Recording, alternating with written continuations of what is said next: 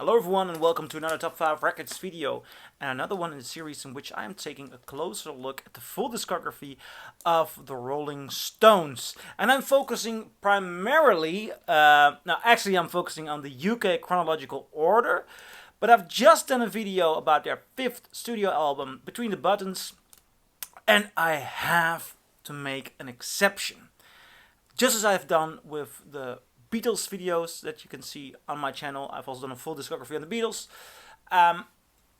Whenever there's a compilation album that just has too many unique songs that can only be found on singles or have not been released, or sometimes they can only be found on a US release, I think there's a serious argument to be made that these should be concluded into a series like this. So if I would leave this album out, Flowers, I think I would not be I would be missing out on a lot of beautiful Rolling Stones songs that would otherwise not be discussed or not be experienced when taking a look at their full discography. Now, I was very, very lucky. The other day, I walked into a record store here in Amsterdam, and what I found was this album. Flowers is a compilation album that has been released for the US market, but it has a lot of unique songs which really should belong in any Rolling Stones collection. Now, what I found, this was released for the US market, and I found a first US mono. And this record, it sounds incredible. It has, I'm so happy to have found this.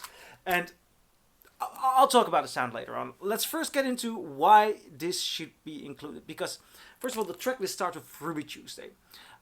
Ruby Tuesday was released in the United Kingdom as a single, but in the US also on Between the Buttons. But since it's only on the US version of Between the Buttons, and I'm not talking about US versions, I really think this is of a beautiful new contribution. Also, I think Ruby Tuesday is one of the Rolling Stones' best ballads. It is just a mesmerizing good song. I also very much like Melanie's cover of it.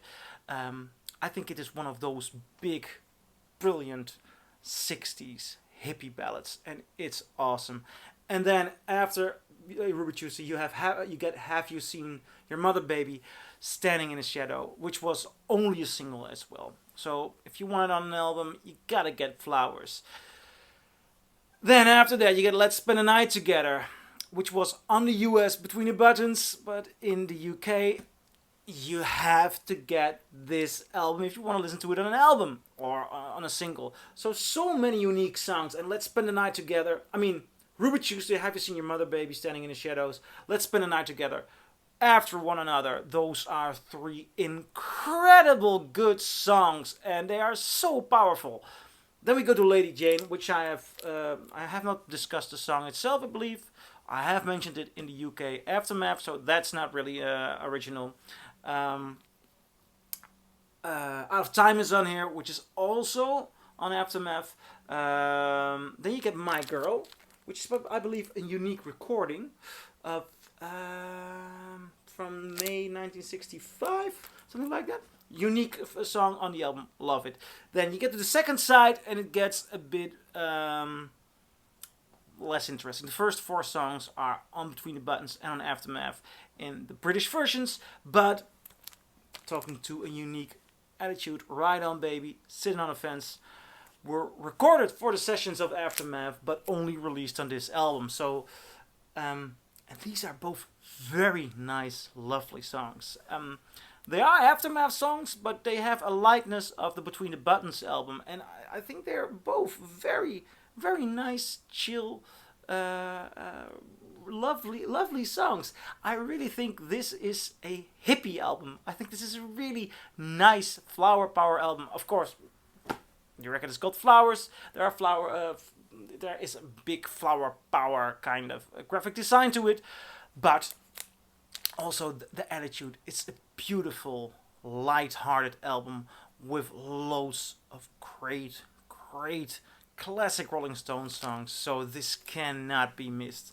Now, what I just played is the first US mono version on the London label, and it sounds smoking hot.